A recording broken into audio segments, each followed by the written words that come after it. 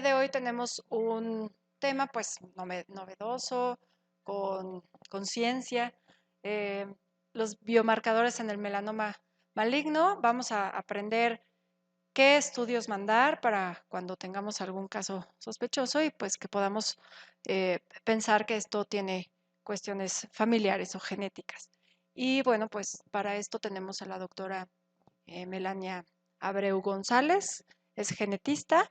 Y bueno, pues muchas gracias, Melania. Todo tuyo.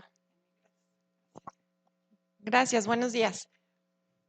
Bueno, pues primero obviamente agradecer a la invitación a platicar el día de hoy con ustedes y pues vamos a platicar, bueno, estos son mis conflictos de interés que no tienen nada que ver con la plática del día de hoy, pero vamos a platicar con diferentes, pues temas. En realidad, no quiero que esto sea como una clase, y me gustaría que esto pudiera ser un poquito más interactivo. Si tuvieran dudas a la mitad, podemos irlas discutiendo y aclarándolas sobre la marcha. Vamos a hablar qué son los biomarcadores, vamos a hablar un poco de secuenciación masiva y microarreglos, de síndromes de predisposición a cáncer y obviamente de los biomarcadores que estamos usando para el diagnóstico, pronóstico y tratamiento de los pacientes que tienen melanoma.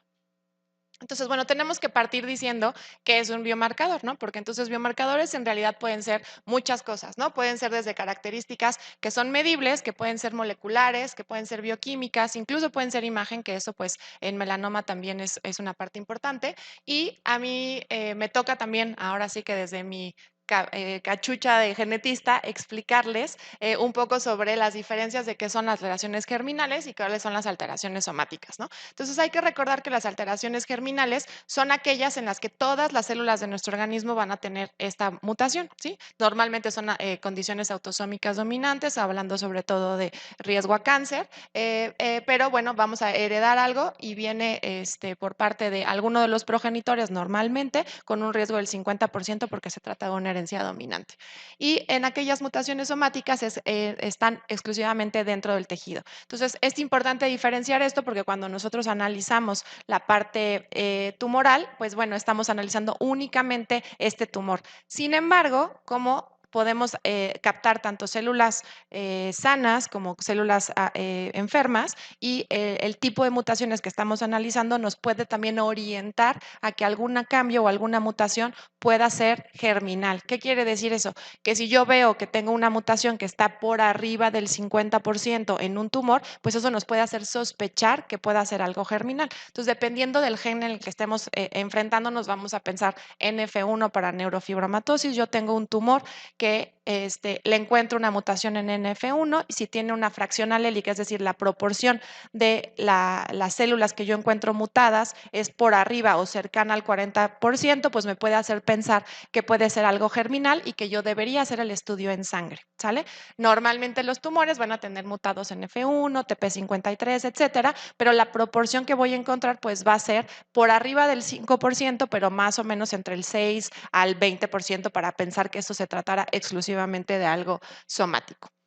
Entonces, bueno, ahorita estamos como muy de moda en realidad en oncología de encontrar todos estos biomarcadores desde el punto de vista tumoral para que nos ayuden tanto a diagnosticar, a pronosticar al paciente y para manejarlo.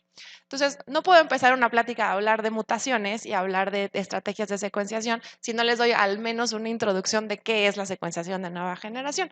Entonces, a mí me gusta mucho esta imagen porque siempre queda como muy sencilla el entender que todo nuestro genoma es como esta manzana, ¿no? Toda nuestra información genética, regiones codificantes y regiones no codificantes, es esta manzana. La región exónica, que es lo que realmente codifica para proteínas, que es más o menos como el 1 al 2% de nuestro genoma, es como una rebanada de esta manzana.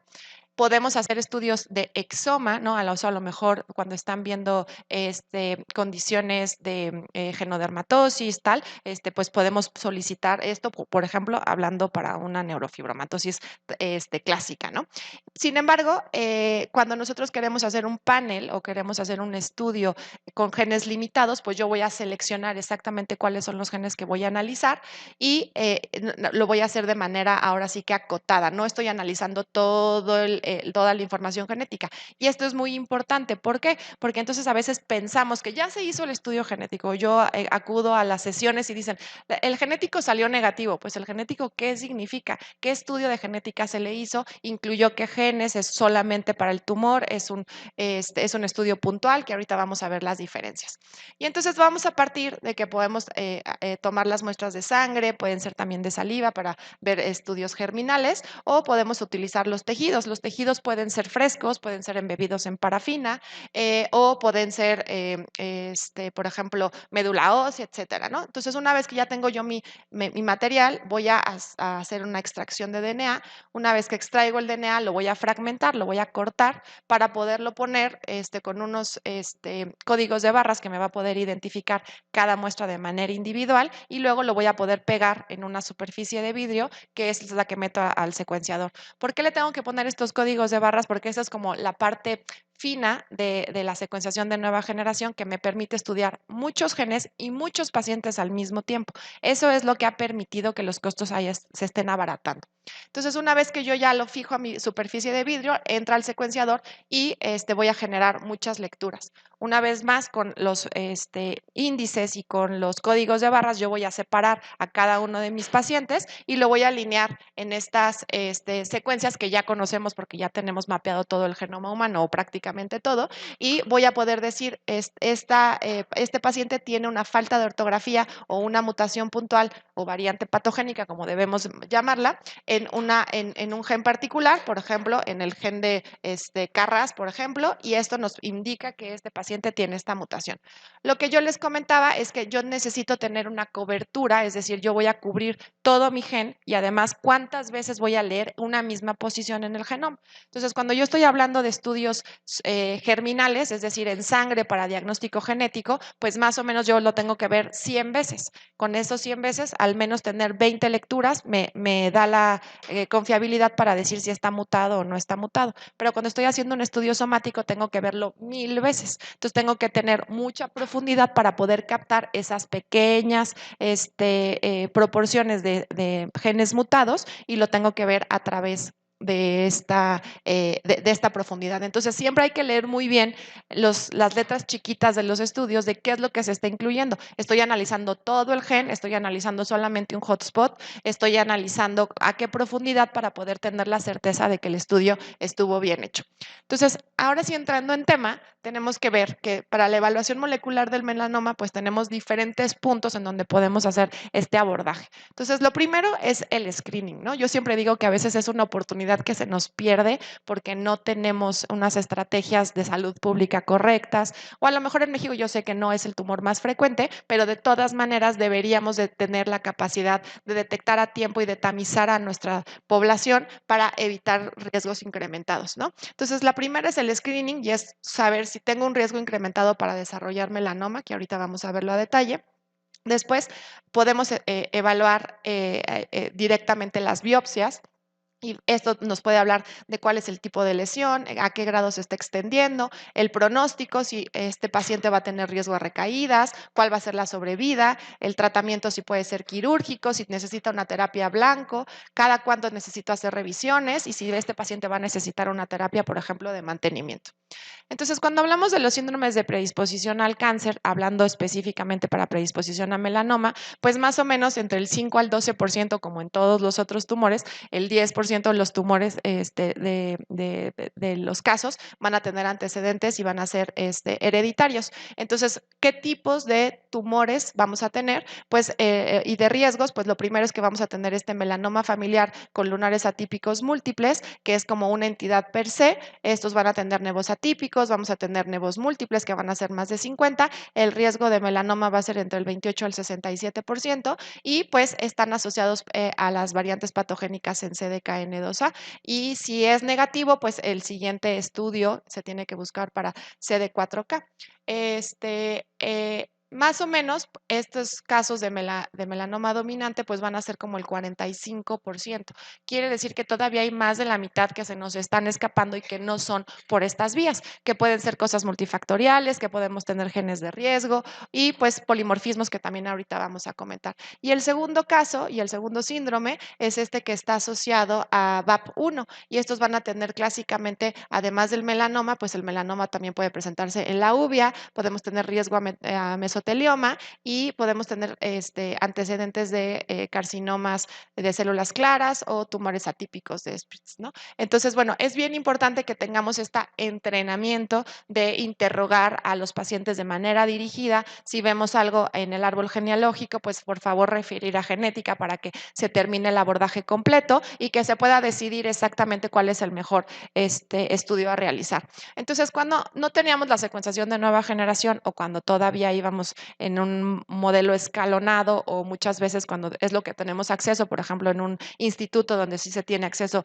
de manera a la secuenciación para solamente uno de estos genes, pues podemos irnos de manera escalonada. Sin embargo, pues ya cada vez más hacemos paneles de secuenciación, como les comentaba, entonces donde van a incluir no nada más CDK2A, VAP1, sino otros genes, por ejemplo, estos que tienen que ver con el complejo de Shelterina, que todos tienen que ver obviamente con reparación de DNA, MIT, TERT, que pues es muy famoso por todo lo que tiene que ver con los telómeros. Y por supuesto, existen otros grupos de condiciones que en realidad son las más frecuentes, que conocemos que son como subordinadas de melanoma, quiere decir que son síndromes de cáncer hereditario que dentro del espectro que pueden presentar son melanomas, pero pues en este caso pues podemos tener cáncer de mama y ovario hereditario, que es de lo más común, cáncer pancreático, próstata y colon, ¿no? Entonces, siempre que tengamos antecedentes de cáncer en la familia, pues recomendar ir al genetista. También tenemos este otro tipo de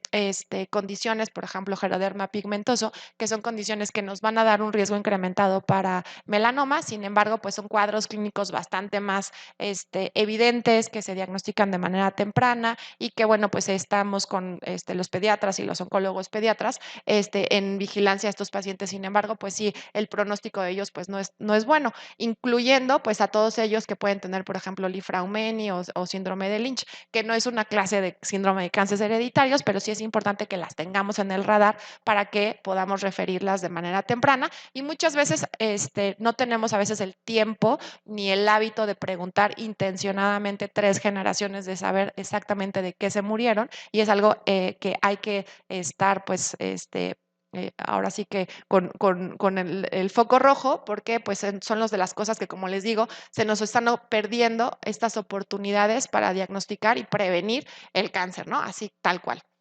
Y entonces, bueno, ¿en quién y cuándo debo de hacer el screening para cáncer hereditario? Entonces, existen estas reglas, ¿no? Que la regla de dos, si tenemos más de dos familiares afectados o tenemos 2 tumores primarios, y esto va a depender de la localización. Si estamos en una región de alta frecuencia, pues entonces ya le quitamos un puntito más y entonces tienen que ser 3 melanomas primarios y 3 familiares afectados o 3 antecedentes, o en las regiones de muy alto riesgo, como en Australia, pues entonces la regla de los 4, ¿no? Entonces, en realidad yo creo que aquí lo más importante es lo que comentaba antes, que tenemos que hacer el abordaje con la historia familiar, y pues si vemos algo que no nos está gustando, sobre todo con los antecedentes familiares, pues en ese momento referir, ¿no?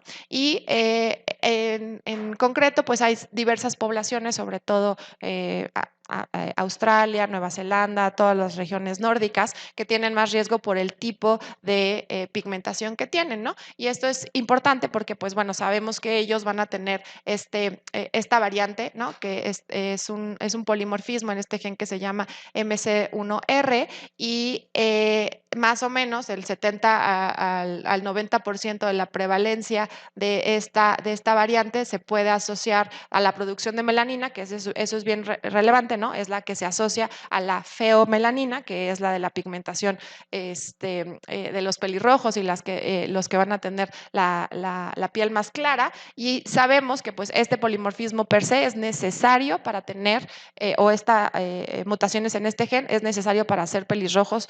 Entonces, estos pacientes se pueden buscar variantes específicas y pues sabemos que algunas de ellas van a tener riesgos importantes para no solamente melanoma, sino para otros tipos de tumores en piel, sobre todo vasocelulares y escamosos. Entonces, esto pues en genética le llamamos la correlación genotipo-fenotipo, que de acuerdo a la mutación nos vamos a saber cuál es el riesgo. Y pues cada vez más a mí me han llegado pacientes que se han hecho estos 23andMe en Estados Unidos, en las farmacias, y viene este gen, y entonces luego pues dicen, ay, yo soy portadora, ¿no? De uno de estas variantes, no soy pelirroja porque solamente tuve una, pero entonces vamos a empezar a tener acceso y cada vez más frecuente saber cómo interpretar este tipo de estudios, ¿no? Y entonces algo bien importante que yo les decía es que, por ejemplo, en los estudios de paneles genéticos, normalmente estamos abordando estos que son de alta penetrancia, ¿sí? Particularmente ya sabemos que el más frecuente es este de CDK2A.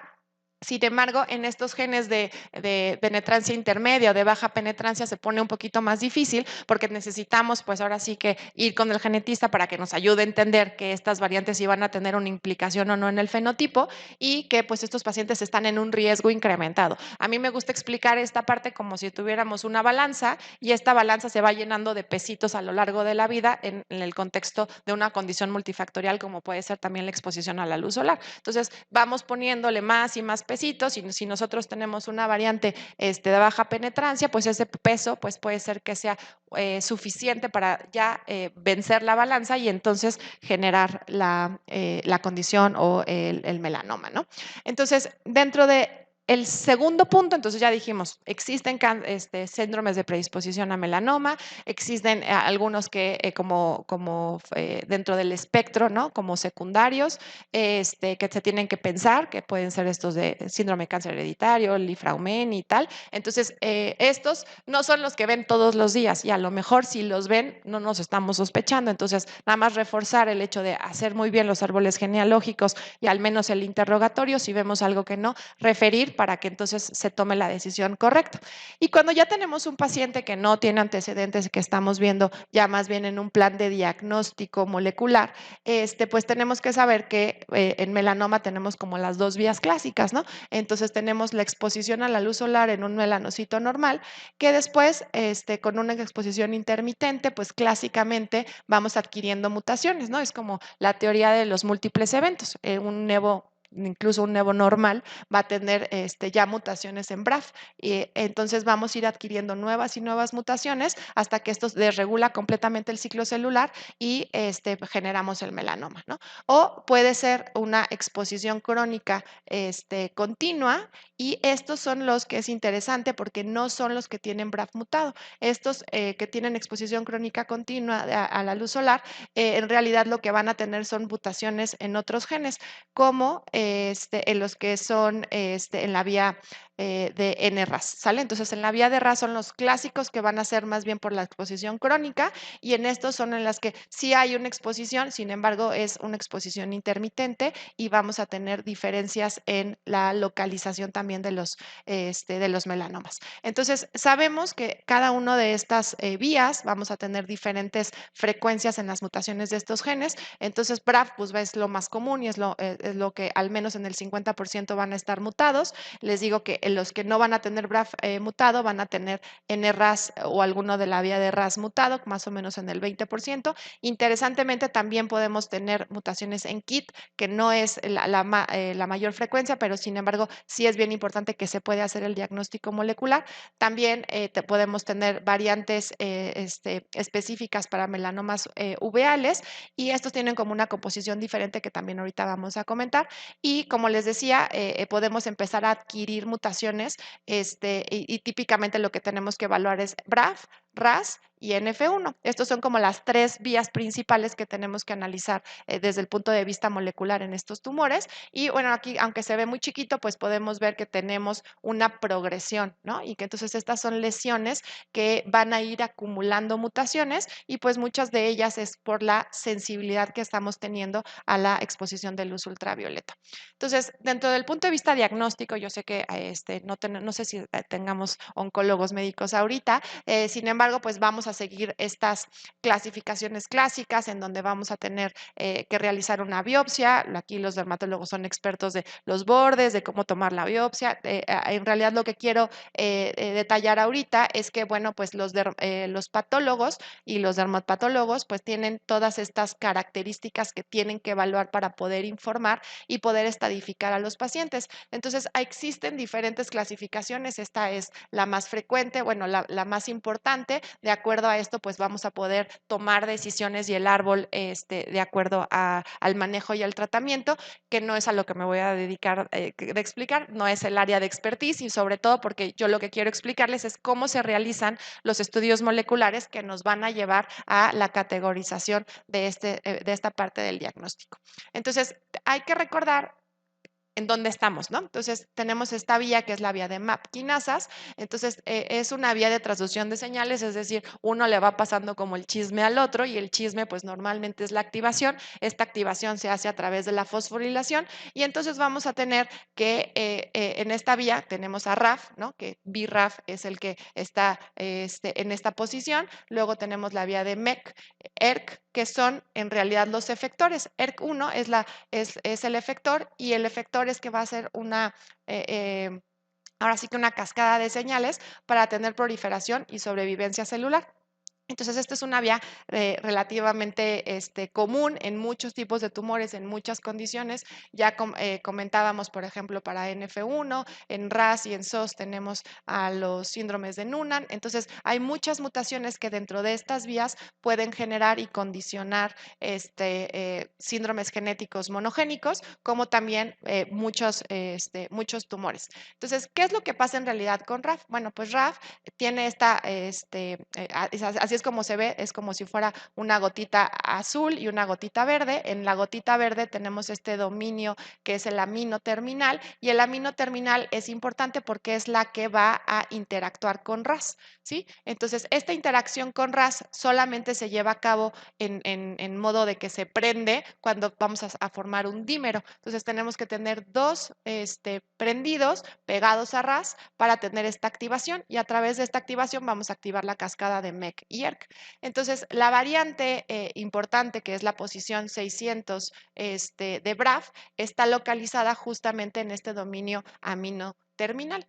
Y entonces en esta región vemos que hay diferentes posiciones y diferentes regiones en BRAF, en BRAF, donde podemos tener variantes. En la variante clase 1, que es la que está en la posición roja, es la B600, que es la más frecuente y que es la que en realidad pues tenemos que tener evaluada al menos en estos pacientes y es la que comentamos que es clase 1. Sin embargo, podemos tener otras variantes incluyendo en esta misma posición, pero que no incluyan a la posición 600 o en alguna otra localización a lo largo del gen. Y aquí lo que es lo que va a pasar, pues que vamos a tener diferentes vías y diferentes, ahora sí que algoritmos o pathways más bien para a los cuales vamos a tener esta activación de sobrevivencia, de invasión y de alteración en el control del ciclo celular. Lo que quiero decir es que cuando tenemos una mutación a nivel de esta vía, pues podemos tenerlas en diferentes posiciones y lo que genera es que vamos a activar estos factores de transcripción y que vamos a tener una proliferación celular descontrolada, ¿no? Eso es en realidad lo que ocurre. Entonces, como vemos aquí, podemos tener variantes patogénicas que pueden estar posterior, ¿no? Corriente ingrediente abajo de esta vía, que es donde actúan estos factores de transcripción, y podemos tener estas variantes que permanecen activas en el ciclo celular, y entonces al final lo que tenemos es una activación de este efector que sería AKT, y tenemos todas estas consecuencias, ¿no? Moleculares. Entonces, si se dan cuenta, podemos adquirir mutaciones en diferentes complejos y en diferentes puntos en esta cascada. Entonces, en NRAS, digamos que está por arriba de BRAF, y entonces quedamos que en este punto es con la exposición solar crónica, y en este punto es en la que es exposición solar intermitente, pero es como la vía clásica que tienen los tumores que van adquiriendo nuevas mutaciones. Si nos damos cuenta, ¿cuál es la proporción de variantes patogénicas en BRAF? Pues más o menos el 90% va a tener exactamente la misma variante, que es una valina 600E, y existen algunas otras mutaciones en este mismo codón, pero pues tenemos que saber que esta al menos se tiene que evaluar.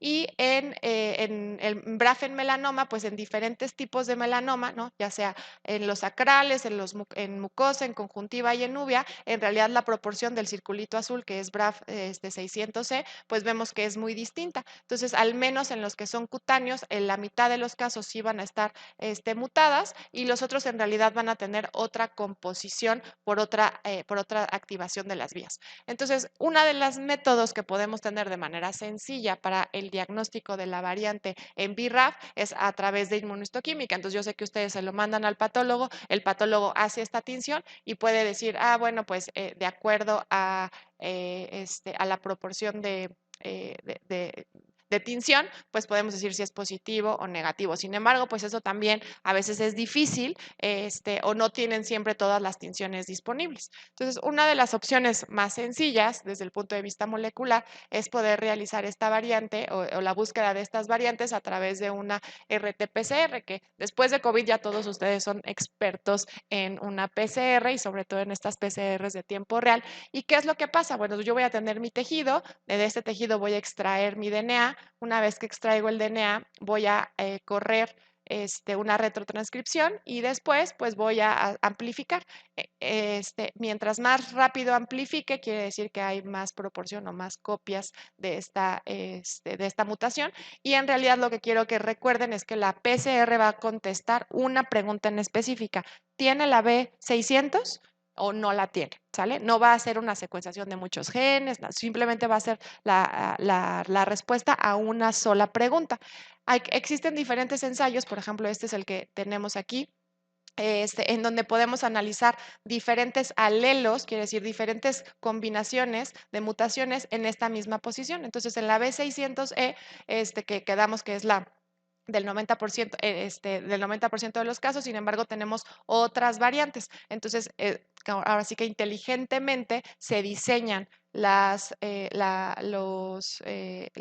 PCRs de tiempo real para que amplifiquen en diferentes colores, que en realidad son diferentes fluoróforos, y decir, si aquí amplifico, el naranja es el control, y en rojo tenemos a la B600C, y entonces en diferentes colores podríamos evaluar las diferentes posiciones, y de acuerdo a eso, pues nosotros le vamos poniendo los filtros para poder decir cuáles son las mutaciones que amplificaron. Y entonces aquí también tenemos una correlación. Cuando nosotros tenemos a la B600C, pues sabemos que se asocia a una edad temprana, a melanomas que son superficiales y que se encuentran en las extremidades, porque no son las áreas en las que van a tener exposición crónica. En cambio, el BRAF 600K se asocia más bien a edad avanzada y con daño solar crónico, y entonces la localización de las mutaciones va a ser en cara y en cuello. Sí. Perfecto.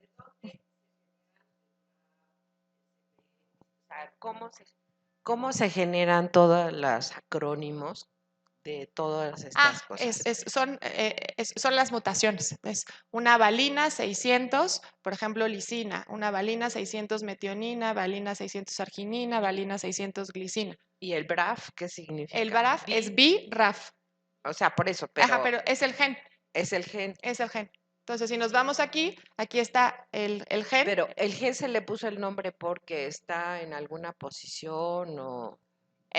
En realidad, bueno, los genes se bautizan de diferentes formas, pero en realidad es que es el factor. Ay, ahora sí, voy a checar exactamente el nombre, pero es toda esta vía de las MAP quinasas. Ok. Esta es la B, ¿no? De este gen que se llama RAF en realidad, ¿no? Ok. Por eso se llama BRAF. Y en tu última diapositiva, Sí. ¿a qué le llamas edad temprana y edad avanzada?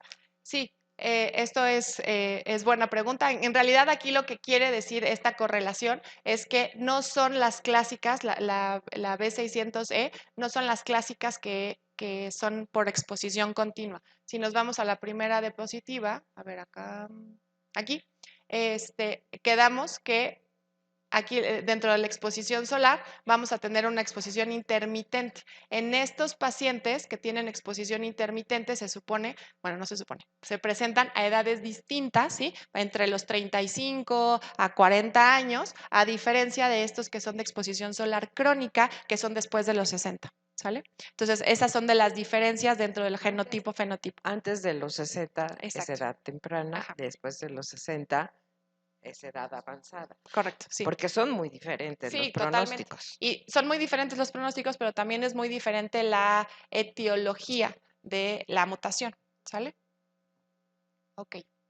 Luego, entonces quedamos que en realidad a veces suena difícil, ¿no? Porque nos tenemos que aprender cada uno de los genes, pero ya que entendemos que es una cascada, pues sabemos que si en la cascada se muta un pasito arriba, pues en realidad es RAS, y RAS puede llamarse NRAS, KRAS o HRAS. Si muto en BRAF, pues se puede llamar BRAF, ¿no? Si mutamos aquí en MEC, entonces tenemos inhibidores para estos complejos, tenemos inhibidores para estos complejos. Entonces, de acuerdo a eso, ahora sí que si sabemos la geografía, dónde estamos posicionados dentro de la vía, va a ser más fácil entender cuáles son los mecanismos moleculares, porque en realidad esta es la vía que está alterada a todos niveles, tanto en pronóstico, diagnóstico como en tratamiento.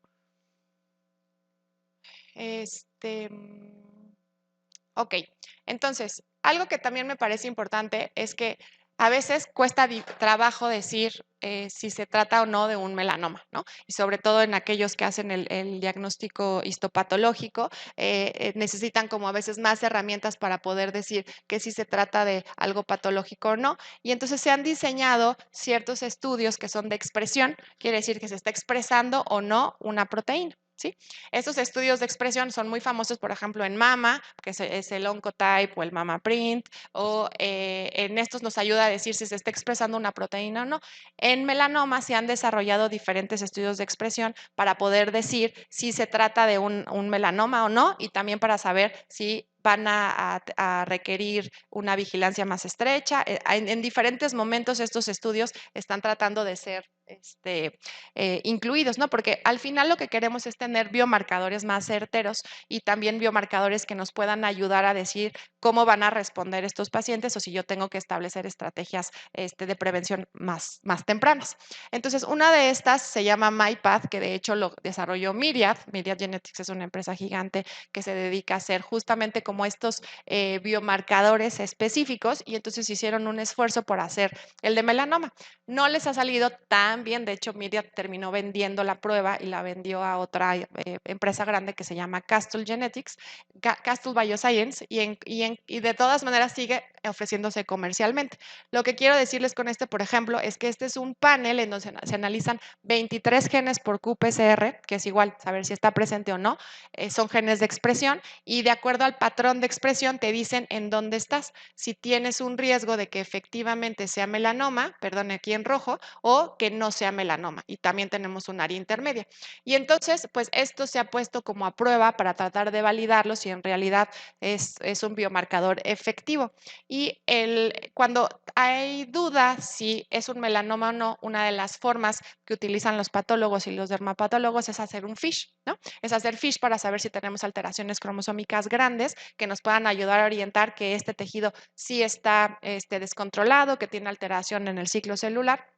Sin embargo, pues a veces hacer un fish es caro porque necesitas hacer muchos fishes, y por eso el siguiente estudio se llama microarreglo, que se los voy a platicar después, pero otro de los estudios útiles es hacer un microarreglo porque puedo analizar todas las regiones cromosómicas al mismo tiempo, y entonces lo que hicieron era retar a MyPath versus la histología convencional o versus el FISH y versus el CGH. Y lo que vimos aquí es que no es mejor MyPath que hacer una valoración obviamente histopatológica, que es el gold estándar, pero en estos casos que tienen duda los patólogos y los dermapatólogos si se trata o no de melanoma, pues entonces es cuando utilizan estas estrategias como el FISH y el CGH, y entonces lo que identificaron es que todavía queda bajito el porcentaje de concordancia versus MyPath versus FISH o de MyPath versus la histología. Entonces, cuando usamos la histología y el FISH, pues tenemos el mejor rendimiento diagnóstico, que sería cerca del 97%. Y cuando se compara MyPath con la histología, únicamente es del 83%. Justamente por estos números y porque no fue tan concluyente, fue que Miriam terminó diciendo, yo no voy a seguir desarrollando estas pruebas. Pero hay cada vez más, ¿no? Entonces, ahorita hay otra opción que es un panel más chiquito, que son 8 genes, que es por otra empresa en Alemania, y también estos se han ido enriqueciendo. No nada más 23 genes, sino hay otro panel de 31 genes. Entonces, poco a poco ustedes se van a tener que ir habituando a conocer que va a existir este tipo de pruebas que nos va a ayudar a predecir si en realidad es un melanoma y si van a recaer, que eso es, o van a requerir un tratamiento a largo plazo, que eso es lo más importante.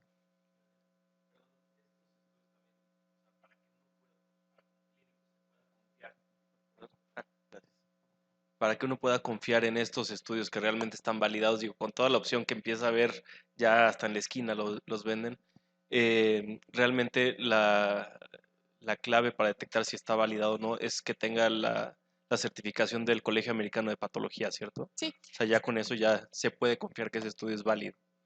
Sí, correcto. En realidad, estos estudios, como son estudios como están borderline, ¿no? Unas cosas son investigación y unas cosas van a ser aplicadas a la clínica. Lo que se intenta es hacer estos estudios de concordancia para que luego la FDA y ahora sí que los colegios y en realidad, pues la sociedad médica apruebe como un gol estándar el tener que utilizar estas pruebas de diagnóstico. Lo que pasa es que como es una enfermedad en realidad multigénica, lo que queremos lograr en el sentido académico y de búsqueda de biomarcadores es encontrar algo que entonces te ayude a predecir, porque no terminas de explicarte por qué un paciente que tiene un melanoma grado 2 va a recaer versus otro que no recae. Entonces, esas son las áreas de oportunidad en donde se están haciendo este desarrollo de marcadores para tratar de identificar aquellos a los que les tienes que dar más seguimiento. Mira, a ver, yo como dermatóloga Ajá. hago el diagnóstico de melanoma, a lo mejor lo quito y lo mando al oncólogo. Y el oncólogo le va a hacer todo. Pero mi problema es, viene la familia conmigo y entonces estamos buscando lunares y nevos, etcétera. Tengo un paciente que tiene su hermana melanoma y ella tiene el gen de riesgo. Y entonces me dice, revísame. Y le quito varias lesiones y salen displasia. O no es maligno, pero tiene eso. A esas biopsias vale la pena hacerle el estudio genético, porque lo que ella quiere saber es si va a tener o no va a tener melanoma. Yo creo que son cosas diferentes. Una es, tengo un paciente que ya tiene una condición genética que tiene riesgo de presentar melanoma, ella tiene que empezar un abordaje de vigilancia y de hacer estas valoraciones de quitar las lesiones que son displásicas. Pero a Luego, esas lesiones, esas lesiones displásicas, tengo duda en una, porque no estoy segura si es melanoma o no, es cuando entran estas pruebas. Es decir, estas en las que no tengo toda la certeza, me da se lo mando a un colega para que lo vea él, a ver tú qué opinas. Entonces, tienes esta duda que llega a pasar en los melanomas. Esa es en el área en donde se están reforzando el uso de este tipo de estrategias. o sea, tú lo justificarías. O Sí, sea, si sale un Evo con displasia sí. moderada, o sea, ni siquiera fuerte, ni siquiera leve. pero tiene varios y de repente le empiezan a salir nuevas lesiones. ¿Se puede detectar en esas lesiones tempranas las Justamente mutaciones? para eso es este tipo de estudios, que hay que diferenciar. Este estudio no es que sea de una mutación, sino son niveles de expresión. Es diferente, o sea, parece truculento, pero es distinto, porque quiere decir, yo no voy a buscar BRAF, yo lo que voy a buscar es qué nivel de expresión génica de esta cascada está alterada. Está alterada la cascada y te va a decir, sí, está súper alterada, este es un riesgo, y te lo ponen así hasta por colores para que no se te olvide. Ahora, sale positivo. Sale positivo. ¿Qué le hago al paciente? ¿Le quito todas las lesiones pigmentadas? Las que están, bueno, las que cumplen O las sea, características morfológicas, sí. porque, a ver, es mi ojo con un Sí. dermatoscopio, le haces microscopía confocal y tampoco te dice mucho ver las células. O sea, ¿cómo le vas a decir? Porque la paciente vive Aterrada. aterrada. Sí, Pues pues es que parte de esta es la estrategia de prevención y de detección temprana, ¿no? O sea, el objetivo de tener estas herramientas es que no lleguemos al diagnóstico de, bueno, la vamos a seguir y no le vamos a hacer nada. Si ya identificamos una lesión de riesgo, el objetivo es evitar que tenga las complicaciones por esta lesión, ¿no? Entonces, sí, lo indicado sería quitarla. A ver, yo tengo otra pregunta. Sí. Una de las pesadillas de los dermatólogos es cuando te contestan, esta es una lesión espitzoide. Y ahí quieres llorar porque hay que mandar al tejido a estudiar. ¿Tú qué estudio le harías a esa lesión? Allá voy, nada más, si quieren les voy explicando uno a uno para que vean un poco la diferencia entre cada una de estas variantes, ¿no? doctora, Entonces, nada más sí, un comentario en sí, relación a esto. También creo yo que pues tampoco es como conveniente o no es la indicación quitarle todas las lesiones, solo las que sean sospechosas clínicamente, claro, porque además el melanoma puede no estar en la piel. claro. O sea, finalmente, ¿no? Sí, y a lo mejor no sé si les digo que los oncólogos médicos ahorita están en asco la mayoría, pero tenemos que tener esta vigilancia también por imagen, ¿no?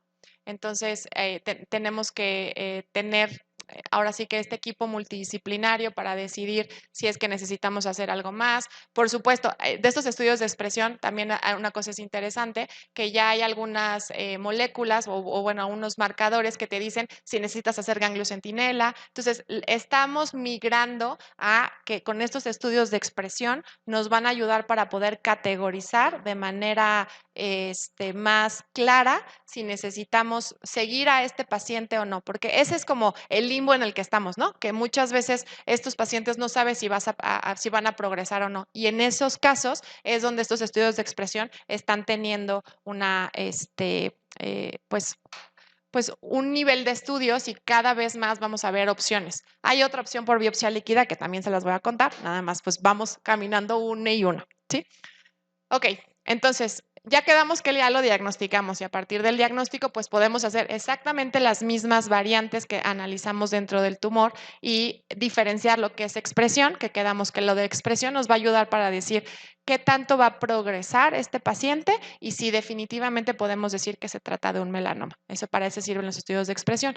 Y por el otro lado vamos a tener los estudios genéticos. Entre los estudios genéticos vamos a poder evaluar de manera puntual si tiene BRAF, si tiene NRAS, si tiene SEKIT. ¿Para qué? Para poder diferenciar y orientar el tratamiento, ¿no? Porque ya sabemos que existen combinaciones de acuerdo a las mutaciones que se tengan. Entonces, quedamos que dentro de esta parte del pronóstico y de la progresión vamos a tener estos estudios que ya se van a hacer directamente en el tumor y que podemos tener todas estas combinaciones. En rojo están las mutaciones activadoras y en azul están las mutaciones de pérdida de función. Entonces, ¿por qué son diferentes? Porque entonces tenemos unos genes que van a ser oncogenes y otros genes que son tumores supresores. Entonces, de acuerdo a la combinación de estas variantes, pues tenemos también la posibilidad de hacer biomarcadores que nos dicen cómo se va a hacer la transformación maligna. Entonces, si podemos poner como en una cascada hablando de BRAF, entonces primero tenemos a BRAF mutado, que entonces muchos neos van a tener BRAF mutado. Después de ahí, la siguiente van a ser variantes, sobre todo en TERT.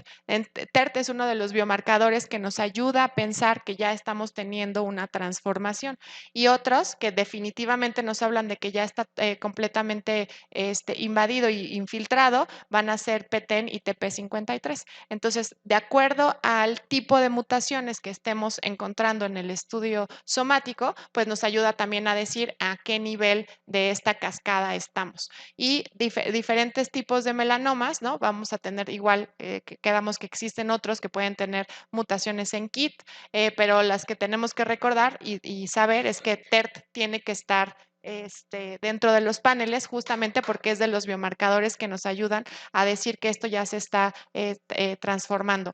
Y otra de las cosas interesantes es lo que les había comentado con respecto a las variantes en el número de copias, es decir, a tener cromosomas de más o tener cromosomas de menos. Esto clásicamente se evalúa por un FISH, ¿no? Porque es la técnica que tenemos, porque tenemos acceso a ella, y la manera molecular fina ahora de evaluar estas lesiones en el número de copia es a través de un microarreglo. Entonces, ¿qué es un microarreglo? Un microarreglo es esta superficie de vidrio en donde yo voy a cortar muchos pedacitos de todo mi genoma y yo se lo voy a poner como si fuera un FISH para hibridar. Entonces se van a hibridar estas regiones cromosómicas y yo le voy a tomar muchas fotos para saber si tiene pérdidas o ganancias. A mí me gusta explicarles a los pacientes que es como cuando tú cuentas en un libro si tiene hojas de más o tiene hojas de menos. Literalmente eso es lo que estamos haciendo en un microarreglo. Y sabemos que diferentes tipos de melanoma, sobre todo pues por ejemplo los de uvea, los que no son cutáneos, van a tener ciertas proporciones de mutaciones en estos genes, más bien en número de copia, y podemos tener ciertos factores pronósticos de acuerdo a si tenemos estas alteraciones a nivel cromosómico. Entonces hay algunas que vamos a tener que todo es normal, ¿no? O sea, no tenemos alteraciones en el cromosoma 3 y que tenemos el 8q normal. Esto es un pronóstico favorable. Si tenemos ganancia en 8q, tenemos riesgo de metástasis tardías. Si tenemos monosomía del 3 y ganancia en el 8q, es un pronóstico desfavorable. Y pues cuando ya tenemos estos, nos ayuda también para saber cómo van a evaluarse los pacientes. Entonces, esto es una imagen real, ¿no? De uno de los pacientes que diagnosticamos por microarreglo, en donde se tiene melanoma de uvea y vemos las alteraciones cromosómicas. Como normalmente se ve un microarreglo, es como se ven en estos puntitos en el plot, y cuando tenemos de lesiones se va para abajo, cuando tenemos duplicaciones se va para arriba. Entonces podemos ver cómo hay una desregulación, por ejemplo, en cromosoma 6, en cromosoma 7, en cromosoma 8, que como ya quedamos, que son los biomarcadores de riesgo. Entonces este paciente, por ejemplo, tiene una duplicación en 8q y una disomía de 3, que corresponde a un riesgo de clasificación tipo B, que tiene metástasis tardías. Sin embargo, aquí hay una cosa interesante, es que como tiene muchas copias a nivel del cromosoma 6, de 6p, esto le da un mejor pronóstico, y entonces cada uno de estos pacientes se tiene que evaluar.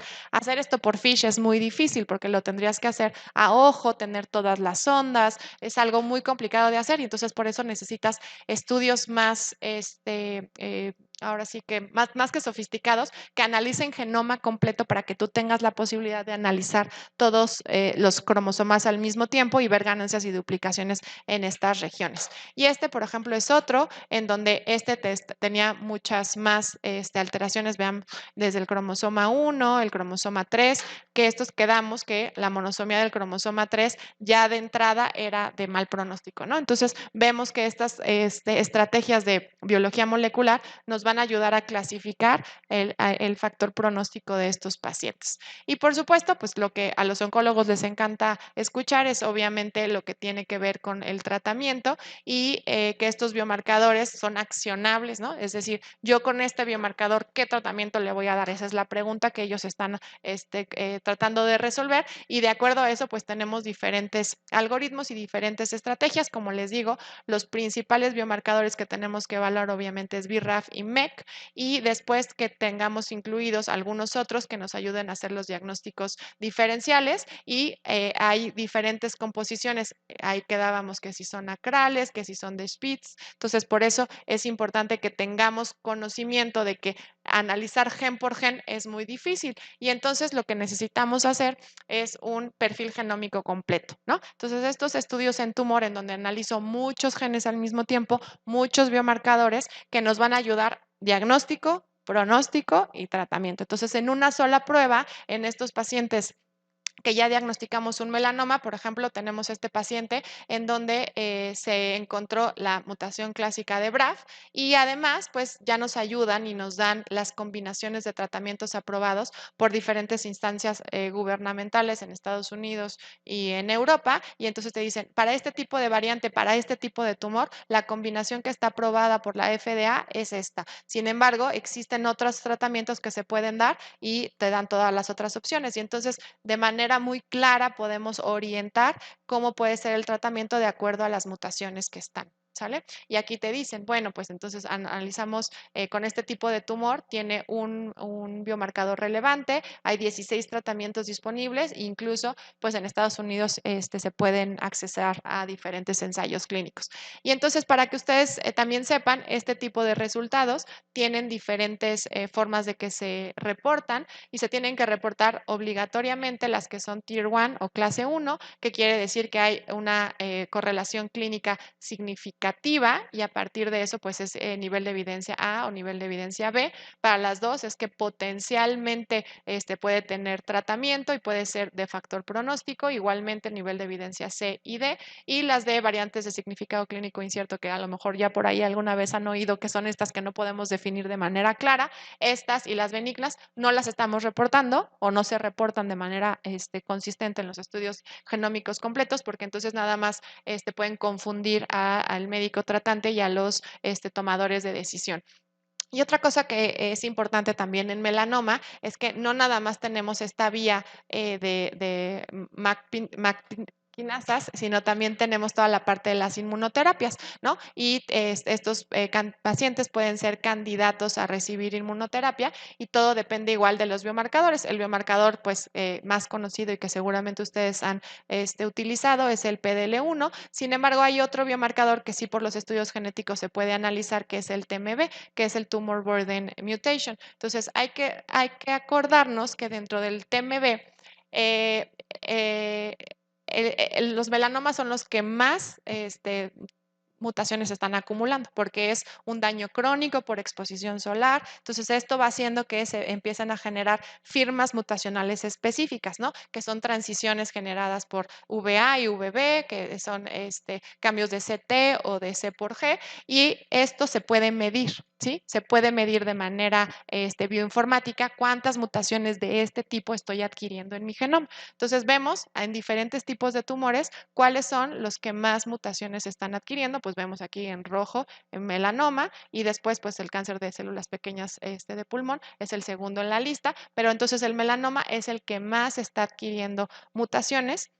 Y esto es importante, ¿por qué? Porque cuando yo quiero ahora sí que proponer que este paciente sea candidato a inmunoterapia, tengo que evaluar cómo está la vía de señalización de que acá se las puse, ¿no? Que es la de JAK y la de STAT1. Si tenemos que esta vía no está funcionando bien, o ya tenemos una mutación a nivel de PDL1 y acumulando mutaciones por TMB, entonces estos pacientes no tienen la capacidad de poder presentarle al sistema inmune nuevos antígenos. Si yo tengo la capacidad de enseñarle, porque tengo muchas mutaciones, voy a empezar a generar nuevos antígenos. Cuando yo genero nuevos antígenos, se los presento al sistema inmune, y el sistema inmune es súper eficiente para quitarnos estas células que están mutadas. Entonces, lo que quiero favorecer a través de la inmunoterapia es estimular al sistema inmune para que entonces podamos eliminar estas células, ¿no? Y para poder hacer eso, tengo que saber si es candidato a ello, y para eso se utiliza el PDL1 o el TMB. Entonces, ¿cuál es la probabilidad de que una célula cancerosa pueda presentar el antígeno? Entonces ya quedamos que esto va a depender si va a estar expresando o no estas moléculas. Y entonces lo que hacemos a nivel molecular, igual vamos a extraer nuestro DNA, vamos a generar nuestra librería, vamos a hacer nuestro llamado de variantes y vamos a hacer un cálculo del TMB. Y este cálculo se hace a través del número de mutaciones que encontramos dentro del tumor. Ya les contaba yo que eso es una firma mutacional específica y más o menos en un exoma completo yo puedo encontrar que existe más o menos cerca de 30 megabases de regiones codificantes. Eso quiere decir como el 1 o el 2% del genoma. Y yo si encuentro 10 mutaciones por megabase, entonces que cada 10 megabases estoy presentando estas mutaciones y esto lo cuenta de manera bioinformática el software, me va a decir si tengo TMB alta o TMB baja y el punto de corte es 10. Entonces, si yo tengo TMB alta, quiere decir que este sistema está activo y que son candidatos a recibir inmunoterapia. Y entonces, pues ya llegamos al tema del tratamiento, que como quedamos que depende del tipo de mutaciones, pues vamos a ser candidatos a tener esquemas de mutaciones que pueden ser con inhibidores de BRAF o con los inhibidores de MEK. Y existen diferentes combinaciones, que pues no es el tema de hoy, pero de acuerdo al tipo de mutaciones, son aquellas que vamos a empezar a tener las combinaciones. Entonces, algo bien importante es que poco a poco también pues las células van adquiriendo resistencia, ¿no? Van adquiriendo mutaciones, porque todas estas, pues al final la célula se va adaptando y va generando mutaciones de resistencia, y entonces también podemos buscar de manera intencionada cuáles son las mutaciones de resistencia en algo que nosotros llamamos enfermedad mínima residual. Yo puedo decir, este paciente tiene esta mutación y lo puedo ir siguiendo con una qPCR a lo largo del tiempo. ¿Qué tal que ya empezó a producir nuevamente esta mutación a pesar de que está con terapia blanco? Pues quiere decir que ya hizo una resistencia y podemos darle un tratamiento diferente. Y otra de las cosas que está muy en boga, muy nuevo y todo el mundo quiere irse por biopsia líquida es hacer un seguimiento y manejo de estos pacientes ya sin tener la necesidad que hacerles una biopsia, ¿no?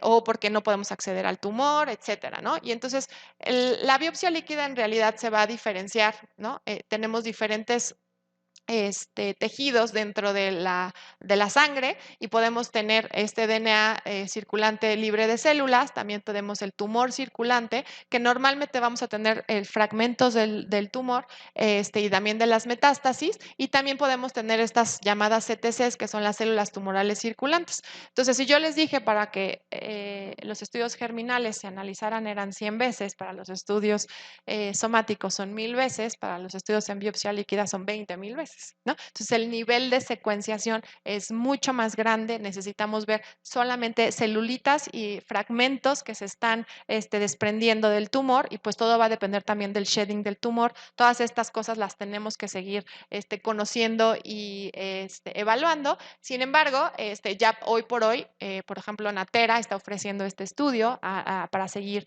a los pacientes, y entonces, bueno, pues ahora sí que se antoja decir, bueno, pues yo ya no lo voy a hacer sólido y lo voy a hacer líquido el tumor y lo voy a poder estar mapeando y analizando. Es difícil porque la cantidad de DNA que obtenemos es muy bajita, necesitamos una muy buena plataforma de secuenciación, necesitamos conocer claramente cuáles son las mutaciones que estamos analizando. Obviamente, si yo tengo circulando mutaciones en BRAF o en NRAS, pues no es algo habitual o no deberían de estar circulando en sangre. Entonces, si están, es porque este tumor, por ejemplo, está activo, y a partir de eso es que se pueden estar haciendo los seguimientos, ¿no? Algo bien padre, y creo que también son de las cosas que van a llegar en algún momento, es que para capturar estas células que están en circulación necesitamos como unos chips especiales pues, que tienen como anticuerpos, y se llaman sortings, en donde yo voy a poner mi muestra de sangre y se van a pegar únicamente estas células que van a tener estos biomarcadores, y voy a analizar células únicas y puedo hacer secuenciación de genoma completo en una sola célula. Y bueno, ya vamos a llegar a una medicina de precisión muy especializada y muy específica en este tipo de cambios, ¿no?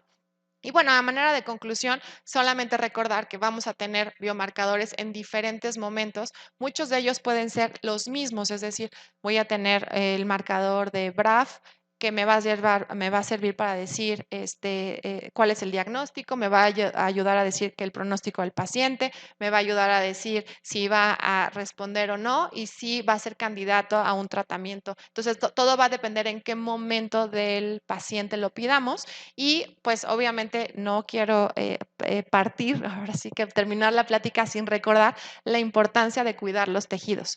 Si yo quiero volver a un tejido que dejé en formol 5 días, ese tejido no va a servir. Entonces necesitamos cuidar muy bien los tejidos, que ustedes que procesan también las muestras o que tienen acceso a tomarlas, pues que el cuidado que tengamos con los tejidos sea muy importante, justamente porque, pues, qué tal que yo voy a requerir regresar a ese tejido para hacer un estudio molecular, porque no siempre voy a tener, por ejemplo, otra oportunidad para tomar otra muestra, o a veces se pueden estudiar también las metástasis, depende de dónde estén, pero es bien importante que estos tejidos estén bien preservados. ¿Qué es bien preservados? Bueno, pues uno, que se utilice formol buffereado, para que no se coma el DNA con buffereado, o sea, al 10%. Ok, entonces el formol que esté al 10%. La segunda, que no pase más de 24 horas en formol el tejido, porque si no, de por sí son chiquitos, de por sí se los come completamente, entonces ya no sirve para nada. ¿Ok? Ajá, o sea, ya tiene que fijar, o sea, ya se pasa parafina. O sea, Exacto, tiene que estar el bloque. en el bloque. Ok. Exacto. Entonces, y que esos bloques, pues obviamente, eh, no estén al rayo de la luz, que ya saben todo lo que puede llegar a pasar en temas institucionales, pero bueno, todo esto es parte del círculo que todos podemos participar, ¿no? Si tomamos la muestra y dejamos que el interno el viernes en la última guardia lleve a patología, pues no, ¿no? Tenemos que ser cuidadosos, que esto puede cambiar el pronóstico del paciente, el poder identificar de manera temprana o de manera oportuna este tipo de alteraciones. Tenemos que cuidar nuestro tejido de interés, aunque yo les enseñe que ya hacemos biopsia líquida y que tenemos microarreglos de todas las densidades del universo, pues no sirven de nada si no tenemos el tejido para qué empezar. Wow. Si yo, por ejemplo, pienso es un melanoma y quiero adelantar, le voy a mandar una parte al patólogo y quiero un estudio de genético. ¿Cuánto tejido necesitas y qué parte de la lesión? O sea, ¿necesitas la del centro? ¿Necesitas un borde? Yo lo único que necesito es al menos 30% de contenido tumoral y con eso es suficiente para hacer el estudio. O sea, la tercera parte de una biopsia. O sea, yo estoy hablando Sí, dermatólogos, claro. en general biopsiamos cosas pequeñas. Sí. O sea, si ya es un tumor grande, ya lo mandas al oncólogo. Ujú. Entonces, te estoy hablando de lesiones que tienen menos de 1 centímetro. Sí. Y si yo le quito el 30%, el patólogo me va a decir, ¿cómo te platico si tiene borde libre, lecho libre, etcétera? Sí, se puede ahora sí que hacer por fases, ¿no? Primero que se vaya a patología, se termine de analizar y que el patólogo diga, este bloque no lo usé porque lo cuidé bien, ¿no? No le hice 50,000 inmunohistoquímicas y tengo esta para que se vaya a estudio genético, con eso es suficiente, ¿sale? Estos estudios se necesita muy poquito DNA, es decir, para poderlos correr necesitas entre 20 nanogramos de DNA, eso es muy poquito. O sea, imagínense lo que sale de uvea, o sea, de verdad las biopsias son mínimas y podemos obtenerlos. Entonces, con 20 nanogramos es suficiente. Aquí lo más importante es que el tejido esté bien seleccionado, que efectivamente sea melanoma, porque si no, yo estoy tomando tejido sano y entonces pues no estoy detectando lo que tengo que detectar. Sí. Sí, pero En promedio, yo sé que cambia según el estudio, pero para darnos una idea de qué precio estamos hablando para cuando le proponemos al paciente, vamos a mandarlo a genética, ¿cuánto tiene que depende mucho de dónde lo pidan, ¿no? Aquí en El Ángeles ustedes pueden pedir los estudios de genética y se pueden hacer. Más o menos están como alrededor de unos $2,500, más o menos. No son estudios que digas, son impagables, ¿no? Pero sí son caros. Y lo que queremos hacer es, si tengo una oportunidad de hacerlo bien, ¿no? También, por ejemplo, en los pelirrojos, Ujú. ¿Vale la pena hacerles genoma de riesgo para melanoma? Eso es una muy buena pregunta. Yo, como genetista, te diría que sí, sí, porque necesitamos tener una vigilancia estrecha. Es una cosa que es muy sencilla de hacer, no es nada caro y ellos pueden estar en vigilancia, pero creo que si ellos tienen que pagar una cosa, pues prefiero que paguen la consulta con el dermatólogo y que estén en vigilancia para la exploración de los lunares, ¿no? O sobre todo hablando de niños. Sí. Poco a poco, les digo, a mí me han llegado los que ya se hicieron el 23andMe por ver su ancestría y por otras cosas en donde sale este gen. Entonces, creo que no estamos, creo que ahora sí que con toda la evidencia para decir que eso se tiene que hacer en niños. Si ya tenemos a una persona que está teniendo estas lesiones, que es pelirrojo, pues a lo mejor es obvio que lo va a tener, ¿no? Tenemos una investigadora aquí en México que es Carla Robles, que ella ha publicado mucho con respecto a este polimorfismo de riesgo. De hecho, pues es como de las líderes de opinión en el mundo. Ella tiene un artículo publicado en, no sé si es en Nature o en una de las revistas grandes, que con gusto yo también les puedo compartir, en donde estudió a los mexicanos que tienen esta variante, ¿no? Bueno, o estas mutaciones en estos genes, y entonces tratan de hacer estas correlaciones. Pero lo interesante es buscar estas que sí tienen un punto de un mayor riesgo. Volvemos al tema del multifactorial. Es muy diferente decir, todos tenemos riesgo de tener cáncer de piel, todos tenemos riesgo de tener melanoma, pero ellos tienen más riesgo. Entonces, al menos, si no es que vamos a hacer el estudio molecular para definir su riesgo específico, educar a la población como se educa en los nórdicos, australianos y neozelandeses, ¿no? Que tienen que tener una vigilancia estrecha con respecto a sus lunares, ¿no? Hasta ponen los bloqueadores en las calles, ¿no? También, por ejemplo, a los pacientes de vasocelular, sobre todo los pacientes jóvenes, que hay muchos, nosotros diario estamos viendo vasocelulares y queratosis actínicas. Entonces, la pregunta es, por ejemplo, pacientes que tienen familiares que tuvieron melanoma y traen el melanofobia, o bien un paciente que hace un vasocelular entre los menor de 30 o entre 30 y 35 años, le voy a buscar riesgo de melanoma porque aparte son tipo super 1, super asoleados, etcétera. Entonces, esos pacientes que desarrollaron cáncer en edad temprana, hay que mandarlos al genetista para que entonces hagamos el árbol genealógico y se individualicen los riesgos para saber si necesita un panel genético, porque de vasocelular, pues también tenemos síndromes de predisposición al cáncer. Entonces, sí, cada paciente es diferente, no podemos tener como una regla, pero cualquier paciente en edad temprana sí hay que mandar al genetista. Por allá tenemos personas.